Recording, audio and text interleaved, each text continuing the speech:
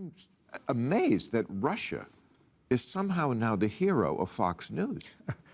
Well, no, it's not as surprising as, because as you say, Putin has often styled himself very much as a right-wing populist. Yes. You know, it's not just repression and power. Right. He tries to construct a kind of ideology of power, and the ideology of power is all anti-Western liberalism. It's basically, he embraces the church, he embraces traditional family, patriotism, and a lot of it is this issue of cancel culture and the kind of excesses of liberalism in the West. And it plays very well for his domestic politics. And it's really affecting what the Ukraine policy is in this country. I mean, it wasn't that long ago when the entire country was completely behind the idea that we got to back Ukraine no matter what, no matter how much.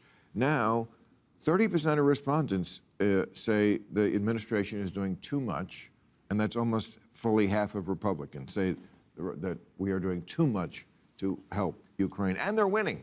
This is not like we're fighting, not like we're backing a lost cause here. This is going to be a real issue if the Republicans take the House, which they clearly seem poised to do at the moment.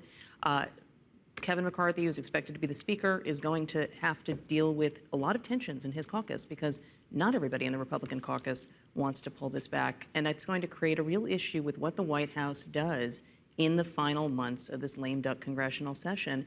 It's not across the party that every Republican is against aid, but they are a very loud group of voices right now, and we're going to continue hearing from them well after next week. And the stakes are very high internationally. I mean, you know, you have a situation here where Joe Biden has actually done an extraordinary job. He has rallied the world, a large part of it. You know, it's not just Europe, it's Japan and South Korea and Singapore and Australia. He's managed to take this David in the David versus Goliath story, and the Ukrainians now have a better army, better armed. They're beating the Russians. It's an extraordinary story of success, and the stakes, if Russia were to win, is that you're tearing up the post-World War II order that the United States helped set up, you know, with peace and prosperity and rules and some degree of stability. The Chinese will take a look at that in Taiwan. What Russia is doing is kind of naked conquest, old-fashioned imperialism. And Biden has been able to draw a line, hold a line, rally the world.